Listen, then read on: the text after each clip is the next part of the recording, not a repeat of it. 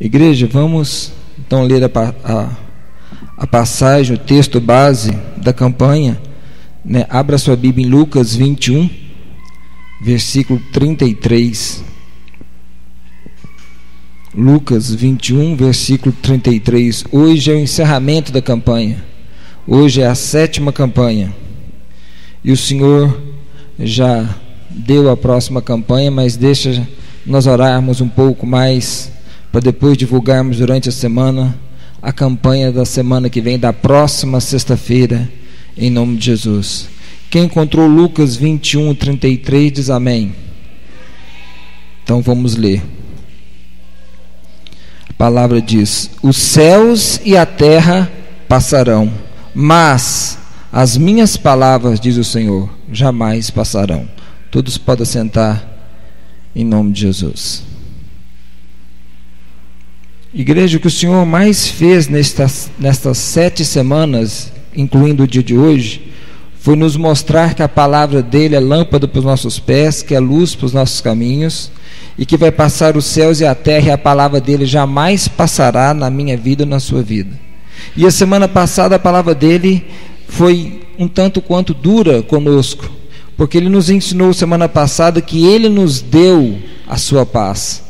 Só que muitos de nós não conseguimos usufruir da paz que ele já nos deu.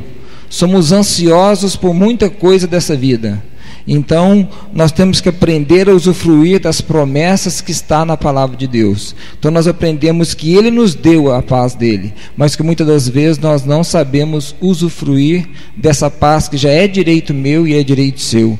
E onde nós estudamos sobre isso? Em Mateus 6, que lá fala que nós não podemos ser ansiosos pelo que havemos de vestir, de comer ou de beber, porque se Deus alimentou as aves dos céus, que não colhem nem ajuntam em celeiros, se ele vestiu os lírios dos vales, mais perfeito do que o rei Salomão, quanto mais a cada um de nós, que somos a tua imagem e semelhança, e ele acrescenta, homens e mulheres de pequena fé. Então a gente tem que aprender que as palavras reveladas de Deus nos instrui a sermos cada dia mais moldados e aperfeiçoados por Ele. A palavra de Deus, por mais que seja promessa, ela não vem só com melzinho para mim e para você. Ela vem com luta, com dificuldade, com tribulação. Para quê? Para nos humilhar? Não. Para nos aprovar. Para aquilo que Ele nos dê, a gente valorize e não jogue à beira do caminho, mas que você possa valorizar cada palavra revelada de Deus na nossa vida. Por que muitas das vezes a palavra de Deus não cumpre na nossa vida? Porque na maioria das vezes nós queremos concordar. Nós queremos concordar com o que Deus está fazendo. Aí a nossa mente natural não bate com a mente espiritual de Deus. Aí nós não concordamos com alguma coisa, e aí nós deixamos de fazer algo ou para Deus ou na casa de Deus. Então muitas das vezes a palavra não cumpre na nossa vida, não porque nós não congregamos, não dizimamos, não ofertamos, não estamos na casa de Deus. Muitas das vezes a palavra não cumpre na minha vida e na sua, porque a gente quer concordar, nós queremos entender o que Deus está querendo fazer. E se nós quisermos medir o nível de conhecimento ou de intelecto nosso com Deus, nós vamos perecer. Então abra sua Bíblia, fica de pé, abra sua Bíblia em 1 Coríntios 1, nós vamos ler o versículo 25 a 29, como que Deus age, porque senão, se nós limitarmos o nosso Deus à nossa mente natural, nós vamos perecer. Por isso que muitas das vezes, não, mas eu não concordo com isso, mas nós não temos que concordar, nós temos que obedecer. Então vamos ler a palavra de Deus em 1 Coríntios 1, do 25 em diante.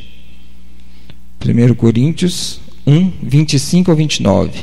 Diz a palavra de Deus: porque a loucura, diga loucura, diga loucura, glória a Deus. Porque a loucura de Deus é mais sábia que a nossa sabedoria natural ou humana, e a fraqueza de Deus é mais forte que a nossa força do ser humano. Irmãos, irmãs, pensem que nós não éramos pensem no que nós éramos quando fomos chamados. Poucos de nós, eu e você, poucos de nós éramos sábios. segundo os padrões humanos, ou seja, somos cultos demais. Então poucos de nós somos cultos a extremo. Poucos de nós éramos poderosos ou temos muitas riquezas, muitos recursos naturais. Poucos de nós éramos nobres de nascimento ou tínhamos um nome, um sobrenome a zelar. Mas tudo na Bíblia é condicional. Mas Deus escolheu o que para o mundo é loucura para envergonhar os sábios. Escolheu para o que o mundo é fraqueza para envergonhar aquilo que é forte. Ele escolheu o que para o mundo é insignificante, desprezado e o que nada é para reduzir aquilo que é. Diga comigo, esse é o meu Deus. Pode sentar em nome de Jesus. Assim age Deus. Então, se nós quisermos entender a loucura do nosso Deus, nós vamos entrar em parafuso. Teve um irmão muito abençoado no nosso meio, muitos anos atrás, e certa feita eu cheguei no bispo e comentei sobre aquele irmão. Ele não me respondeu porque o irmão não ficou sendo tão abençoado aos olhos do irmão Humberto. Aí eu não aguentei o silêncio do bispo e cheguei na bispa. Cheguei nela na época e falei, mas pastora Shirley, então pastora Shirley naquela época, pastora Shirley, por que o fulano ficou? Mas ama o ministério, ama a igreja, ama isso, ama todo mundo, faz com amor e não ficou. Aí ela respondeu, ele achou demais. Ele achou que a cor da parede não estava boa, ele achou que o bispo é isso, ele achou que a pastora é aquilo, ele achou que o irmão tal é isso, ele achou que o banheiro é assim, ele achou que tinha que ser, ele achou demais, perdeu a bênção. E usadíssimo por Deus, mas é porque queria do jeito dele, e não é do meu jeito, do seu jeito, do jeito de Deus. Aí as coisas de Deus parecem loucura. Aí nós passamos a não concordar, mas eu não concordo com isso, mas Deus não quer que você concorde, irmão. Papai do céu quer só que a gente obedece. Então, enquanto a gente quiser entender o que Deus está fazendo, nós não vamos concordar, nós não vamos gostar, nós não vamos cumprir. Aí a palavra não cumpre, aí a palavra que é mentirosa. As 8.000 promessas é só conto de fada. Mas não é, porque a gente quer concordar. Porque Abraão, amigo de Deus, Abraão riu na cara de Deus. Em Gênesis 17, Deus falou para ele, Abraão, vou te dar o seu filho da promessa. Abraão riu, Abrão ainda, não era nem Abraão, ele não tinha mudado o nome dele ainda. Abraão riu de Deus, falou, o senhor está brincando comigo, né? Sara não tem filho até hoje, eu estou com 99 anos, só vem com essa historinha? Abraão riu de Deus, porque mediu Deus Todo-Poderoso ao nível dele físico. Mas eu estou com o meu corpo todo amortecido já, como é que eu vou ser pai? Só que Deus não está no meu nível, no seu nível espiritual, ou no nosso nível de dia, de mês e de ano. Um dia para Deus é como 1000 anos, e 1000 anos para Deus é como um dia. Então isso para a minha cabeça e para a sua é loucura, e vai continuar sendo até nós chegarmos lá na glória. Nossa, Deus, era tão simples, mas eu não entendia. Mas não era para você entender mesmo, é segundo Deus falando, o meu coração e não o seu coração. Então quer dizer, cara, aquele cara que era amigo de Deus, riu da promessa. Se Deus fosse vingativo, então tá, não vou te dar mais a promessa. Pronto, você riu de mim, você zombou de mim e agora perdeu a bênção. Então cuidado, porque as coisas de Deus é loucura para nós. Quando Deus mandou os espias em Jericó, ele escolheu lá os nobres, igual nós lemos, os cultos. Escolheu lá os magistrados, os formados, os ricos, os que tinham sobrenome para esconder os espias. Escolheu quem? Quem? E o que Raabe era? Prostituta. Oh, que Deus é esse? Por que não escolheu eu, que sou o cara, que sou rico, forte, que estou aqui em Jericó há tantos anos, que fala contra ele? Foi escolher a prostituta para esconder os espias? Que Deus é esse? Então cuidado, a palavra pode não estar cumprindo na nossa vida, não é porque Deus não tem promessa para mim ou para você não, é porque nós estamos achando demais. Não, mas eu não concordo assim, ninguém está pedindo, hora nenhuma Deus pede para mim e para você neste livro santo para nós concordarmos. O tempo inteiro Ele pede para nós obedecermos. Então cuidado, porque tudo de Deus é loucura. As coisas de Deus é loucura aos nossos olhos naturais. Então não faça só o que você vê, o que você enxerga. Não atente para as coisas que você vê. As coisas que você vê são temporais e passageiras. As coisas que você ainda não vê, que são eternas. Então cuidado, você não tem que ver, você não tem que pegar, você não tem que palpar, você tem que sentir. Deus falou, acabou. Cuida, porque senão, não, mas eu não estou tintindo, ninguém tem que tintir nada, nós temos só que obedecer. Então por isso que a palavra muitas das vezes não cumpre, porque Deus é louco, Ele não tem limite para fazer o que Ele tem para fazer. É tão louco que Ele falou para o profeta Isaías: vai lá na casa do meu servo e fala para ele arrumar a casa dele, porque vai morrer.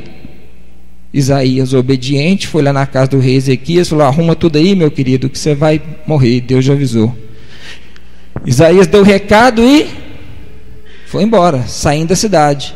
Ezequias virou com o rosto para a parede e falou: pai, mas eu tenho coisa demais ainda para fazer para você. Eu não quero ouro, prata, carro, fazenda, mansão, dinheiro, mas eu quero te servir e fazer o que ainda falta. Deus falou com Isaías lá no meio do caminho: Isaías, volta e retira a ordem que eu dei, ainda vou dar mais 15 anos para ele. Esse cara é doido. Então cuidado, para de limitar a palavra de Deus ao nosso raciocínio natural, que o nosso mundo é muito pequenininho perto do universo que Deus tem para me abençoar e te abençoar. Já contei o testemunho aqui de um dia de venda, já falei isso aqui. Eu pedindo para Deus me dar 1.000 quilinhos de venda no dia, e Deus falou: para de limitar a sua bênção, para de limitar a sua bênção. A hora que eu parei de reclamar, Deus me deu naquele dia 20.000 quilos de venda. A minha meta do mês inteiro me deu de um cliente num dia, mas eu queria uma vendinha mínima. Cuidado que a gente pode estar esmolando, igual aquele pessoal na Porta Formosa. Ô Pedro e João, você não tem uma esmolinha para me dar? Não, isso eu não tenho não, mas autoridade no nome de Jesus eu tenho. Levanta e anda. Então Deus quer dar para mim e para você algo que a gente nem viu, nem pensou, nem imaginou, mas é no nível, no mundo espiritual dele, e não no nosso mundo natural.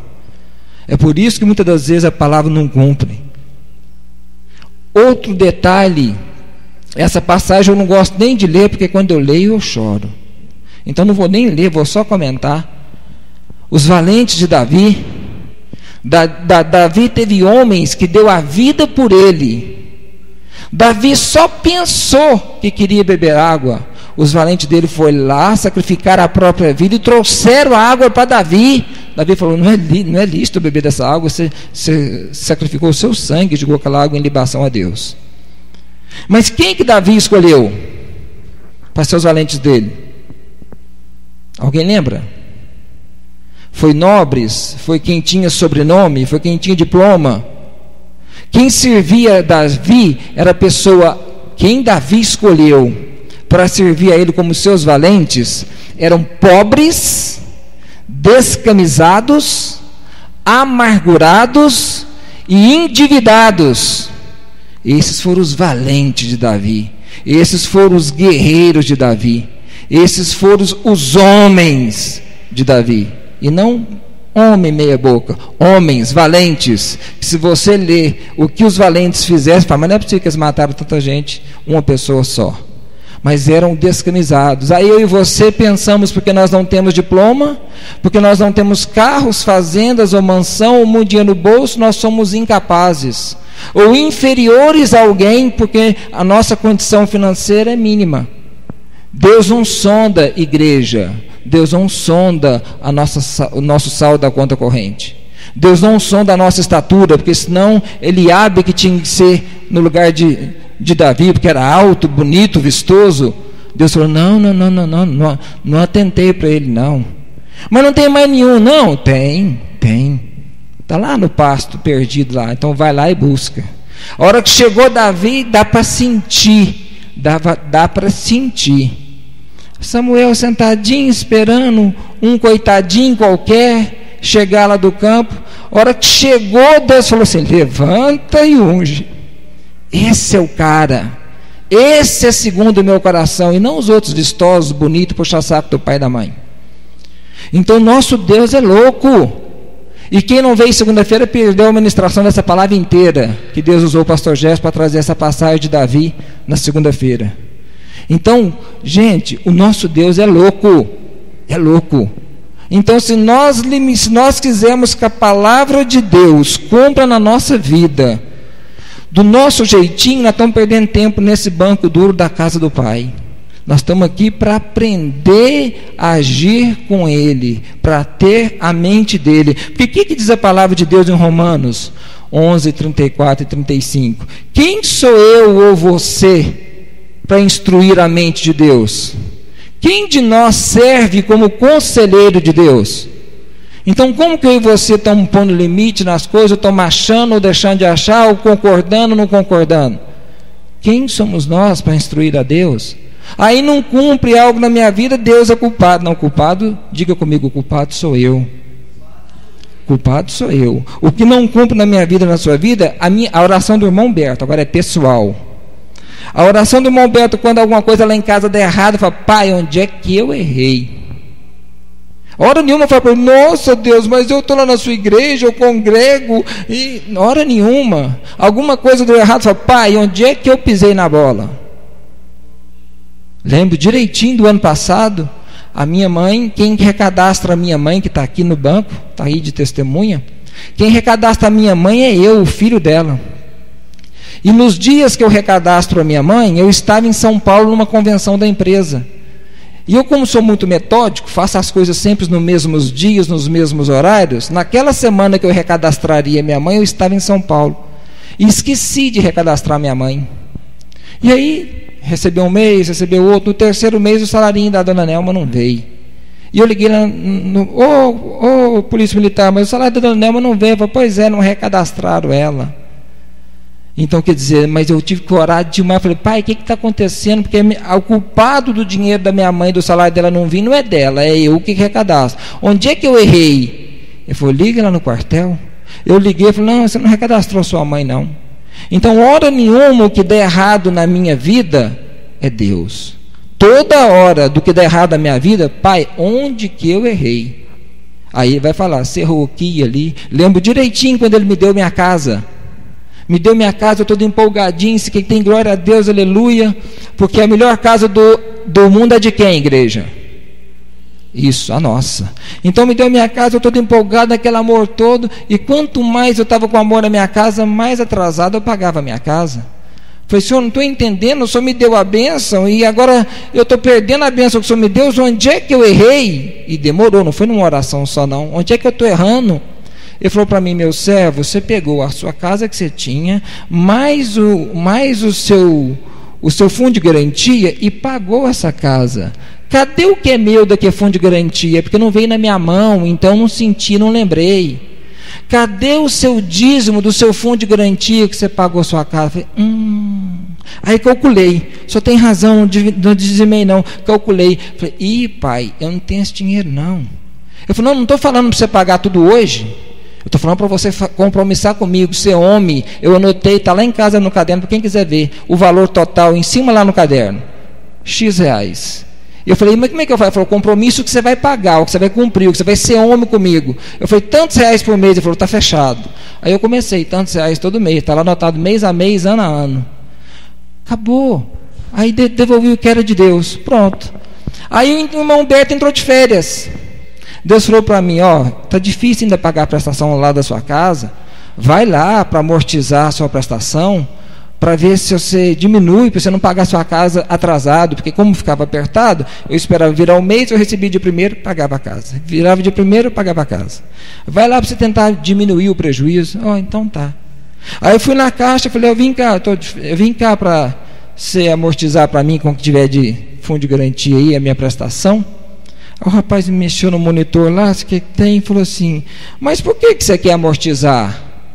Eu falei: não, para mim, para diminuir a prestação. Eu falei: não, mas o que tem aqui quita a sua casa. Como assim quita? Eu falei: não, a empresa que você trabalha pôs 10 mil reais na conta de vocês e mais o que você tinha quita a sua casa. Então quita para mim. Quitou, me deu meu papel, pus no bolso. Aí eu liguei para os colegas.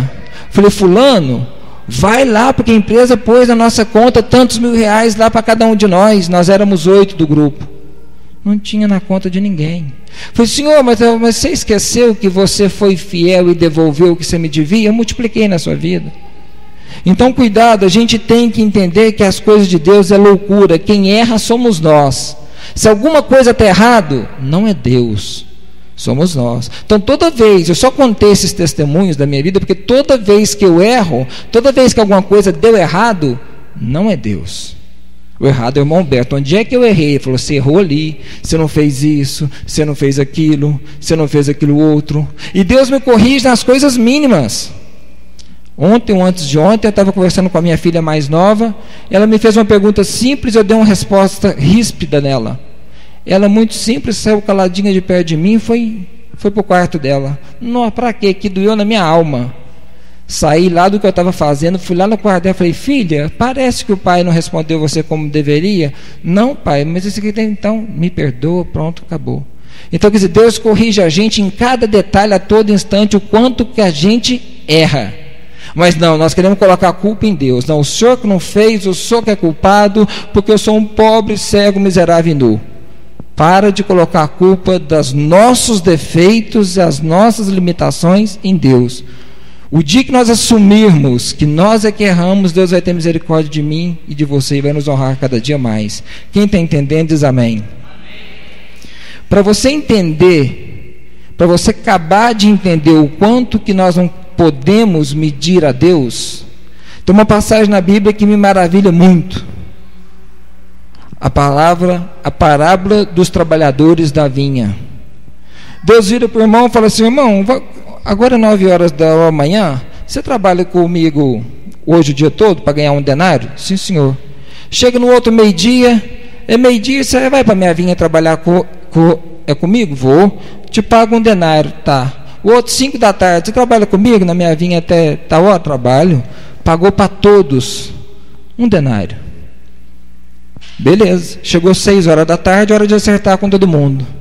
Ele acertou com o que começou às 17 horas, que trabalhou só 1 hora, um denário.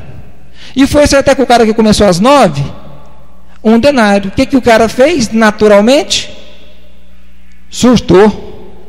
Que Deus é esse? Que proprietário dessa vinha é essa? Que eu trabalhei o sol todo, ganhei só esse vintém, e o cara trabalhou 1 horinha só e vai ganhar o mesmo vintém que eu?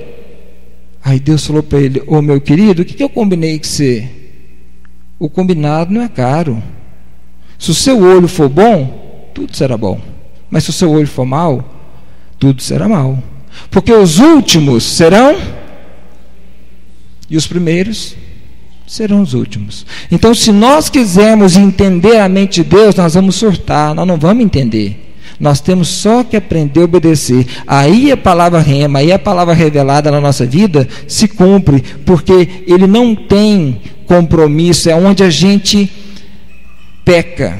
Deus não tem compromisso comigo, não esqueça isso, o irmão Humberto não está te falando da boca para fora. Deus não tem compromisso comigo e com você, é duro, mas é verdadeiro. Deus tem compromisso com a palavra dele. Nós obedecemos a palavra, vai cumprir as palavras remas reveladas na nossa vida. Nós não obedecemos as palavras, não vai cumprir palavra nenhuma na minha vida e na sua vida. Porque ele não tem compromisso com o ser humano, ele tem compromisso com as palavras dele. Então cuidado, eu e você temos que aprender que a palavra de Deus só cumprirá na nossa vida o dia que nós obedecemos o que ele quer, por mais louco, maluco que possa ser. Porque ele não vai pedir para mim e para você coisas simples, ele vai pedir para mim e para você algo sobrenatural. Mas se é ele que pediu, obedeça e cumpra. Para nós entendermos como Deus é com a palavra dele, fique de pé, abra sua Bíblia em Salmos 119, versículo 60. Qual Bíblia no Salmo 119, 60 que está escrito a soma? Levanta a mão para mim. Salmo 119, 160. Alguém? A Bíblia está escrito a soma? Nenhuma Bíblia? A minha de casa é essa tradução. Queria ler para vocês essa tradução. 60. 160, desculpa. 119, 160. A tradução dessa Bíblia que eu ministro é diferente da que eu faço o estudo. Alguma Bíblia está começando a soma? Nenhuma. Porque na minha Bíblia em casa está escrito assim: a soma da palavra e todas as suas justas ordenanças são eternas. Nessa tradução que eu ministro, a verdade e a essência da palavra de Deus e todas as suas ordenanças são eternas. Então, a soma de todas as palavras remas que nós estudamos 7 semanas, vai fazer com que tudo se cumpra na minha vida e na sua vida. Só que quando nós queremos limitar Deus ao nosso nível natural, a gente vai perecer e discordar. Quem entendeu diz amém. Glória a Deus. Então vamos orar. Ó meu Senhor, Paizinho querido, nós te amamos, louvamos, adoramos e bendizemos o teu santo nome. Toda honra, Senhor, toda glória, toda oração e adoração é dada a ti, porque só o Senhor é Deus, só o Senhor é digno de ser louvado, exaltado e engrandecido. Abra as portas dos céus, abra a janela dos céus, receba, Senhor, as nossas orações, receba, Senhor, o nosso clamor. Pai querido, Pai amado, não nos deixe limitarmos a tua multiforme sabedoria, a unção do vosso conhecimento, que nós possamos compreender qual seja a perfeita, boa e agradável vontade do Senhor, porque é o Senhor é que sabe os planos que tem para cada um de nós, planos de paz e não de mal, para nos dar o futuro que o Senhor bem desejar, porque aquilo que os nossos olhos ainda não viram, os nossos ouvidos não ouviram e nem penetrou no nosso coração natural de ser humano, é o que o Senhor tem para cada um de nós que te ama. Então abra os nossos olhos espirituais, abra os nossos ouvidos espirituais, para que possamos agir com a mente e o caráter do Senhor, para ser cada dia mais transformado, um degrau de glória a outro degrau de glória, até um dia alcançarmos, quem sabe, a maturidade espiritual, a idade do varão perfeito que é Cristo. Pai querido, Pai de amor, nós te amamos, te louvamos e te bendizemos. Amém e graças a Deus.